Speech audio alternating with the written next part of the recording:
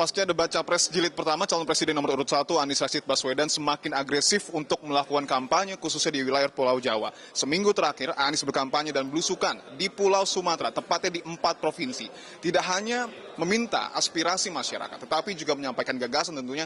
Dan yang paling menarik adalah 4 provinsi ini menjadi 4 provinsi yang menjadi gelumbung suara untuk Prabowo Subianto pada Pilpres 2019. Apakah Anies memanfaatkan momentum pasca debat dan untuk merebut suara Prabowo di Pulau Sumatera? Kita akan tanyakan langsung kepada calon presiden nomor urut 1 Bapak Anies Rashid Baswedan. Pak Anies, sehat Pak? Alhamdulillah, baik. Waras. Pak Anies, kita tahu, kita mengikuti kampanye Pak Anies, seminggu terakhir Bapak menyerap aspirasi masyarakat khususnya di Pulau Sumatera, Pak, ada 4 provinsi.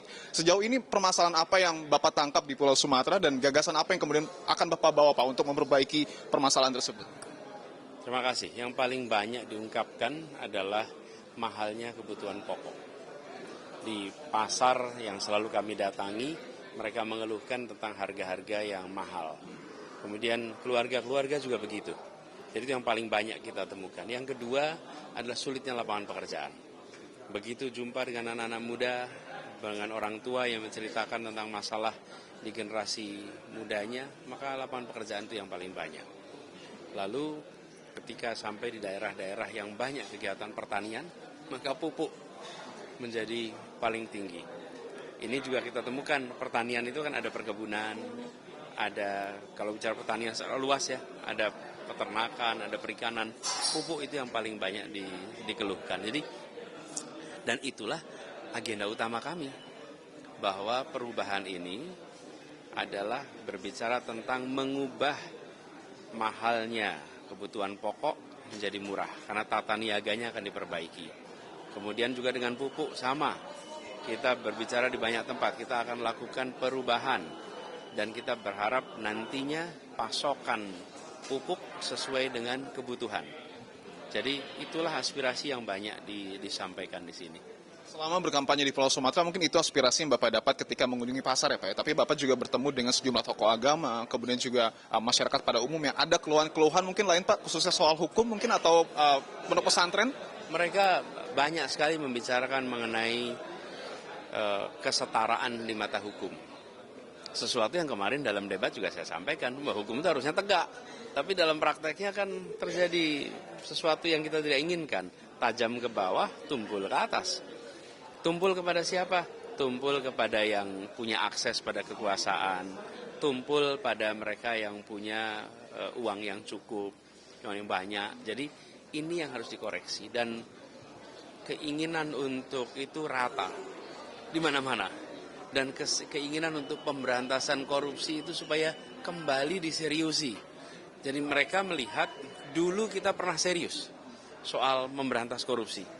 Lalu mereka melihat akhir-akhir ini kenapa kita jadi kendor, kenapa kita jadi longgar, dan kesannya seperti kompromi pada korupsi. Dan itu bukan kata saya, itu kata aspirasi yang muncul di lapangan. Bahkan tadi siang ada yang tanya tentang hak asasi manusia, anak SMA kelas 3. Jadi ini menggambarkan bahwa di masyarakat ada keinginan otentik. Ini betul-betul aspirasi, ingin agar wibawa hukum kembali tegak, keadilan dihadirkan, dan pemberantasan korupsi diseriusin lagi. Itulah yang banyak muncul. Dan saya tadi kan ada menyebut daerah-daerah yang kami datangi.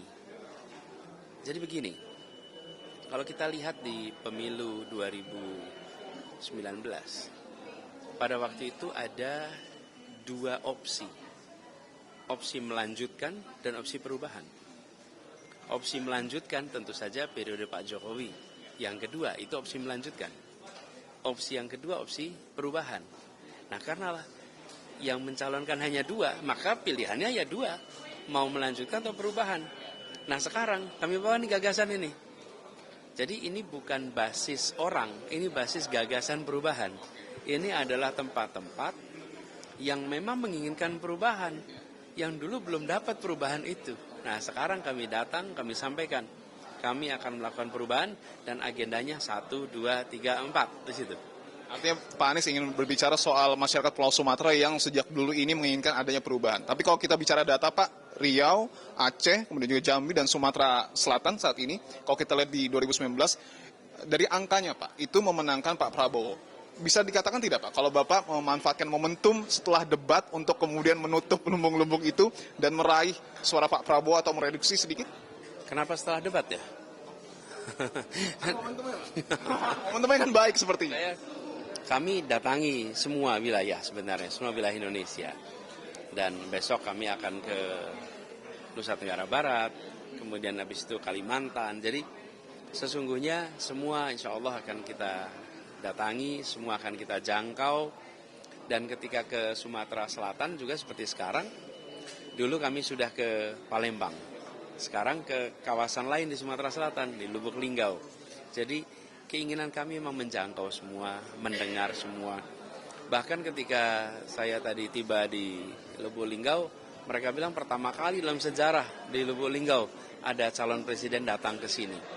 Nah, kenapa kami mau menjangkau semua? Satu, menyerap, merasakan apa yang menjadi aspirasi mereka. Yang kedua, juga kita ingin menyampaikan gagasan perubahan itu. Artinya kalau misalnya ada kemiripan mungkin untuk mereduksi suara Pak Prabowo itu kebetulan ya Pak ya? Ya, kami terus akan mendorong gagasan perubahan ini dan kita akan datangi semua tempat dan kami tawarkan, lihat kondisi sekarang, mau diteruskan atau mau perubahan. Jadi ketika menawarkan perubahan itu bukan tanpa konteks. Harga mahal, ya. Lapangan pekerjaan sulit, ya oke, mau diteruskan. Penegakan hukum, mau diteruskan. Kalau tidak, berarti kita harus perubahan. Bapak ingin menekankan bahwa untuk di Pulau Sumatera sendiri Bapak optimis meraih suara yang cukup banyak karena juga TPD bilang 60% Pak. Kita berikhtiar. Nanti lihat hasilnya. Terakhir mungkin Pak Anies bisa dijabarkan sedikit setelah sebelum tahun baru mungkin dan setelahnya akan ke wilayah timur mungkin Papua mungkin. Sudah ada jadwalnya semua. Nanti pada saatnya kita akan ke semua tempat. Cuman memang ketika menjalankan ini, Indonesia ini kan luas ya. Lebih efisien ketika kita bergerak dari satu daerah ke daerah lain yang berdekatan.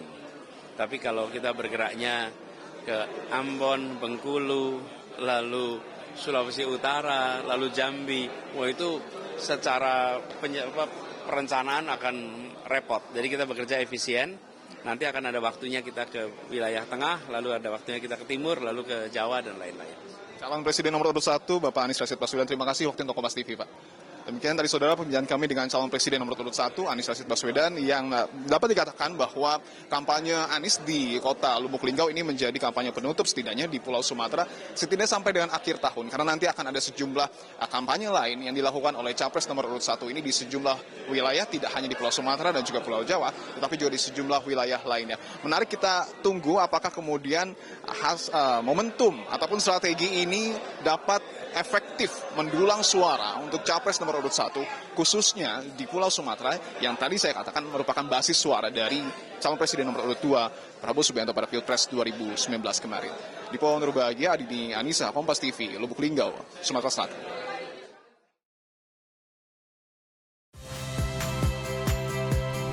Saya Agin Fridianto. Saksikan terus program-program Kompas TV melalui siaran digital, pay TV, dan media streaming lain. Kompas TV, independen, terpercaya.